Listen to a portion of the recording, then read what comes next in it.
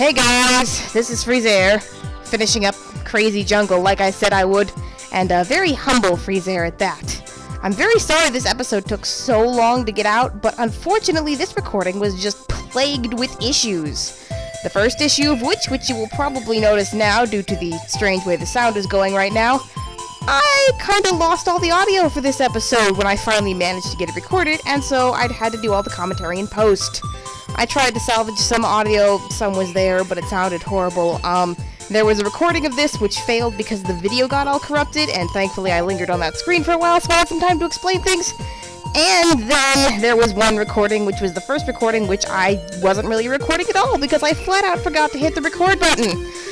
I didn't want to scrap this recording altogether because some cool things happened, as you will see. Yes, we just beat Crazy Jungle. That was after the end of a long attempt, and now you can see what happens when you finally win in Crazy Jungle, which is you find the butterfly, but unfortunately you find other things as well, like, dun-dun-dun, a dinosaur! A very strange orange and green dinosaur with a very big stomach. Use items on the course to race with a dinosaur. The dinosaur will drop eggs on the course. Yes, this is another boss, just like the snowman robot, which we had so much trouble with, but this is a slightly different boss. Because the goal here is not to, beat it up, because as you can see, it has no HP bar. The goal here is actually just to win against it, which makes it a bit unusual. It's a bit faster, drops eggs on the course to stop you, but that is the only thing it does against you. Unlike the snowman robot, which shoots snowman shots and can freeze you, this guy just drops a bunch of things on the course. Yeah. And I had to keep this recording for reasons you will see soon. Whatever. I don't know. I can't think of things to say. This is so much more enjoyable when it's me reacting live to all of this stuff that's going on. Yeah, well, I will try to make sure that the background isn't just me talking. I won't have real game audio, but I will dub in the music from the game. I can't guarantee it'll be one-to-one, cutscenes to cutscenes, but I will try to make sure that, you get appropriate music. Luckily, I think in this fight I managed to, stick these... Yes, I stuck the rails every time. At least the first time. Second time I screwed up a little bit, but it didn't hurt me too much. Had do a little bit of jumping, but we catch back up. Interesting things about the course when it's nighttime. Most of the hazards are removed. Like the alligators and the guy who shoots bombs. See, you're coming up on where the alligators are normally, but they're not here. You can actually race the boss versions of courses from the battle mode menu. They're mostly the same course. They are, of course, darker. They have the different music, and some of them are slightly different. Like, for example, the lack of bombs here and the lack of alligators. I think with Jingletown, the only real difference is that the bunny rabbits are missing. I can't remember, but as you can see, it didn't matter too much to us because we won! And yes, as you can see, the little yellow dinosaur has been replaced by the big roaring orange dinosaur, who appears to be the same as the other one. And I was actually really shocked that I beat it in one try. That's no editing there. That is legitimately my first try at this boss. Well, sort of first try. As I alluded to, there were the failed recordings, but we all found the butterflies. Everybody's happy. We all get to go back to Snowboard Town! I think I spent some time screwing around in Snowboard Town, saying hi to Thumb! Can't remember what exactly happened, but I think I hopped straight into the next course. Yes, there I am, saying hi to Thumb! I'm pretty sure I bought a new board here somewhere. I'm certainly going into, paint my board. Why on earth am I trying to... No, I was checking to see if any new, paint had opened up. That's what I was doing here. Looking at the, Princessy Rose design, which is Linda's default design, because, as I was saying, the next particular course is one of my all-time favorites in this game. The last 3 courses in this game are all great. I love all of them, and... Like I said, this game may not have as many courses as, say, a Mario Kart game, but it is definitely a quality over quantity situation here. I bought the trick board. I don't use it, though, because I use the trickiest character already, or at least the trickiest character you can use in story mode and don't really need it. Nancy's pushing us along here. Oh yes, I went back to the paint shop to repaint the board that I just bought, even though I never planned it. I only bought trick board level 2. Wow, I'd really been falling behind on the purchasing of the trick boards. Oh well. I kind of like the default trick board design. It suits the sort of square thing. Ah, and there's Damien letting his ducks out in public again. Curse that Damien! Why am I still screwing around? It's not as funny when you can't hear their voice clips. I do want to save. That does make sense. Save after beating the boss. Nothing appears to have changed except I beat the boss. For a second there I thought nothing was going to change. Oh well. Out we go to the next level. Crazy jungle is left behind, and now we go to Snowboard Highway. This board, I keep calling them boards. This course has amazingly good music for one thing, which I will dub in over the background of my speaking here. And as you can see, it has a new costume associated with it. The space costume. Space costume. There are 4 costumes for each character. There is the winter and summer costumes, which you have both seen, but the other 2 costumes are special costumes. And in story mode, they only show up on these boards. These courses, I gotta get my terminology right. The space suit appears on the space board, and there's one more, which you will see later. Looks like our friends are going on a space tour. Because there's nothing else to do in this small town in the Rockies, so what else are you gonna do except go into outer space? Because your genius friend, that being us, built a UFO. As you do. Everyone thinks it's great! So she's just gonna abduct them all and take them into space. They don't need spacesuits or anything, they got their space costumes. That tractor beam, like, the pink and yellowness of it makes me think of, like, strawberry banana yogurt or something. And of course, Damien's got a tag along too, because, you know, he's Damien, that's what he does. Damien's space costume is weird. We won't get to see it until we, see, you know, Damien himself, but, yeah, it's strange. And, I should probably warn you right now, the first run through this course, I don't beat it. I actually had to cobble this together from a couple different things. A couple different recordings, successful, but I did manage to get a successful one in there. I can't talk today. I mean, I can't talk normally, but I mean, it's more evident when I'm doing post, because come on, if you're going to re-record the whole thing, you might as well. Anyway, this particular course, there's a shortcut here, which you can take. That's not the main way you go. And this particular course introduces a new feature, which is these little zoomy pads. You step on them, and you get an instant rocket boost, unless you have a, a fan boost already.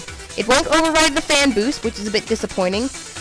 This part of the course is so great, going to hyperspeed! Yeah, I was so super psyched when I was doing this course in my original recording. I was having so much fun with it, but unfortunately, I lost that, and the audio was just horrible. I got all my money stolen. This particular course also has, other hazards. One particular hazard that's in this area is there are meteorites that fly by, and they hit each other and explode. And strange as it can seem, you can in fact hit the meteorites.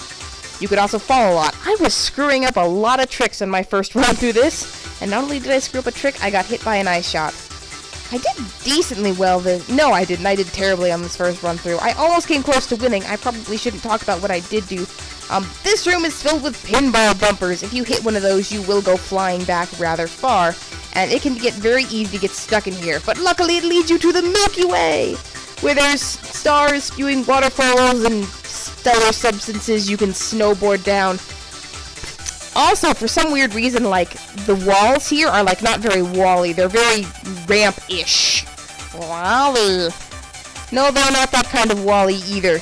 But you can get a lot of height by landing on the, zipper things. I have a tendency to call all speed boost pads zippers due to the fact that I was raised on Diddy Kong Racing. I was raised on Diddy Kong Racing and this game at roughly the same time, but the Diddy Kong Racing terminology sticks with me because the Diddy Kong Racing strategy guide was one of the few strategy guides I had. I totally dodged a pan there by being in the lift. This lift is rather cool. It's a teleporter.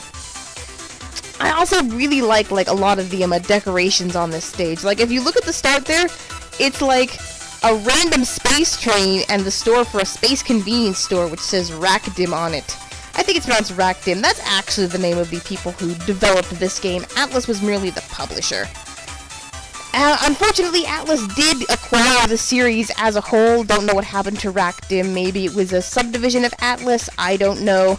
But there were, in fact, other Snowboard Kid games released after this one. There are, like, 5 Snowboard Kid games, I think, but only 3 of them came out in the US. One of them was a PS1 exclusive title, Snowboard Kids EX. It was basically a part of the first game, but there were some new characters in it. There were a couple other girl characters, one who basically was like Nancy, but with brown hair, And there was a weird kid named Ruby, who was like a weird muscle man type with a bright blonde pompadour. Never showed up again, but apparently his shtick was that everyone thought he was too old to be a kid because these are strangely well-developed kids all around. I mean, Linda's got her big boobs, Ruby had pecs. It was just strange. Then there was this game, which of course, you know, came out in the US and Japan, otherwise I wouldn't be playing it in English now, would I? I can't remember what the other game that came out was, but there was actually, like I said, after Atlus acquired the series, there was a Snowboard Kids DS. I think they just called it, like, SBK Snowboard Kids or something, because they were trying to be cool and hip, and all the characters were done anime-styled, and a lot of the original characters were actually missing. Like, Linda wasn't in it, Wendy wasn't in it, Damien wasn't in it, like, a lot of the characters from this game, but, like, they were also, like, redone, and I got hit with a stupid parasol, even though I've got parasols. And of course, Linda bumping up behind me in her weird little cat girl space outfit. Anyway. And, like, it did have some other recurring features, like, there was actually a snowman robot in that one. Because, you know, that was the feature we all wanted to see again. But, like, it was really strange, like, for example, there weren't different types of shots, like, every character just had their own particular type of shot, they couldn't use other ones. They still had a lot of the B-button items, but the courses were different, the trick mode was different, and, like, the whole game, like, as weird as the art style for this game is, with the weird bulbous noses and everything, like, there's a definite charm to it. Like, one thing you can say for sure about Snowboard Kids is that the art style doesn't look like anything else that's out there. I just lost— no, I didn't lose my parasols, I refreshed my parasols, that was nice. And the new game just kind of went for a generic sort of like anime style thing, and while sure some of the characters were pretty recognizable as themselves, getting parasoled and panned into hyperspace, that cannot be healthy. I mean, some of the old things were cool, blah blah blah blah blah. Some of the like new designs looked like the old characters, but some of them just didn't look like them at all.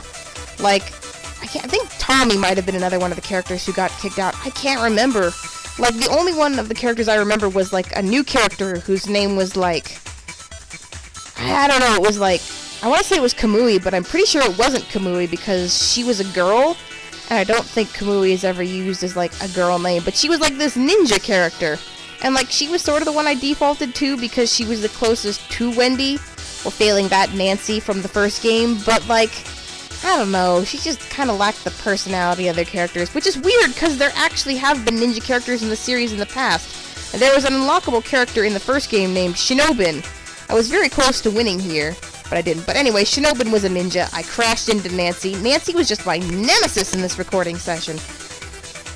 There was a character named Shinobin who was the unlockable character, and he was a ninja, and he was a ninja snowboard kid, and that was basically it. Here I go and try and see if I can buy the speedboard, because I kind of wanted to show off the speedboard, but I don't, so this basically just, this is a straight cut. It looks like a straightforward, I go to the course, but in reality, it's me cutting to the successful attempt at the course. But anyway, about Snowboard Kids DS, it didn't have the same sort of soul as the other games, and I hope that doesn't sound like me just being obnoxiously nostalgic, but, like, it didn't have the same, like, legitimately the gameplay feel was different. It tried to be a bit more sincerely about snowboarding, which I don't think is why a lot of people like the series to begin with. I think people like it because it's a fun cartoony racer, of which there were quite a lot of on the Nintendo 64, but it was a really good one. And it was fun, and it had a unique art style, and the DS game just kind of watered that down. But the reason I bring it up in relation to Atlus— woo, this has been a long tangent, but I gotta talk about something since I'm not live reacting to the game, is because of the fact that being Atlus related, they had Jack Frost from the Shin Megami Tensei series as a playable character.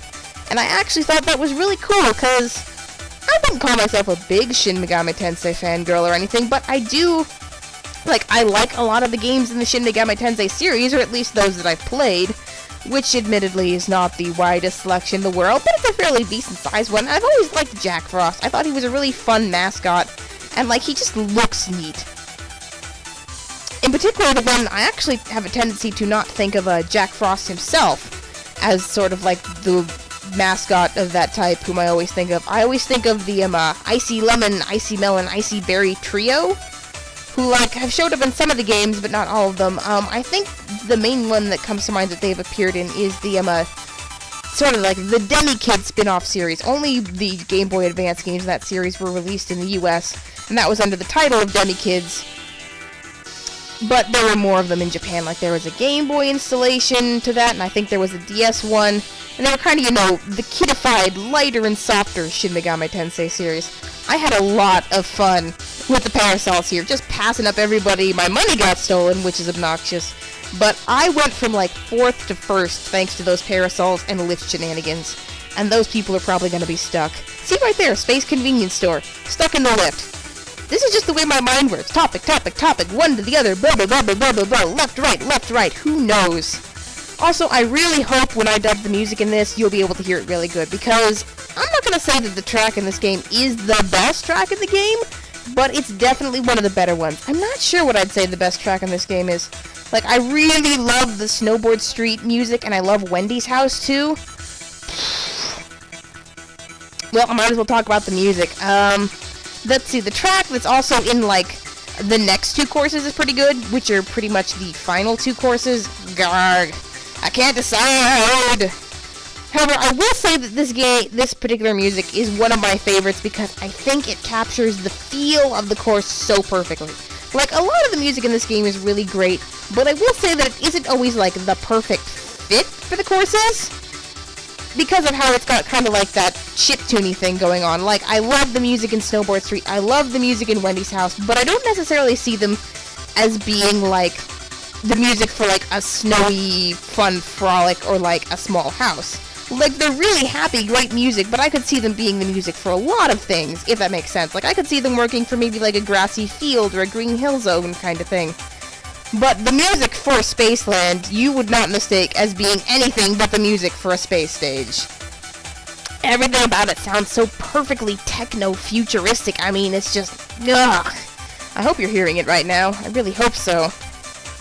What is that thing to the side there? It kind of looks like a space bunker. It almost kind of looks like a, I called it a train at first because it kind of looked like a train car, but now I'm not sure what it is. Bunker, maybe?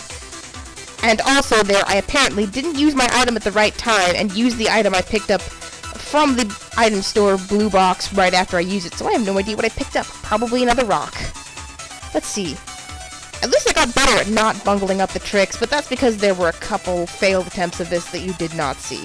Well, I say failed attempts. There was one failed attempt and then a bunch of me restarting the course a bunch of times because I kept screwing up the quick start. And it's I wanted to get the quick start. And I know I've won without the quick start before, but I wanted a nice show of things.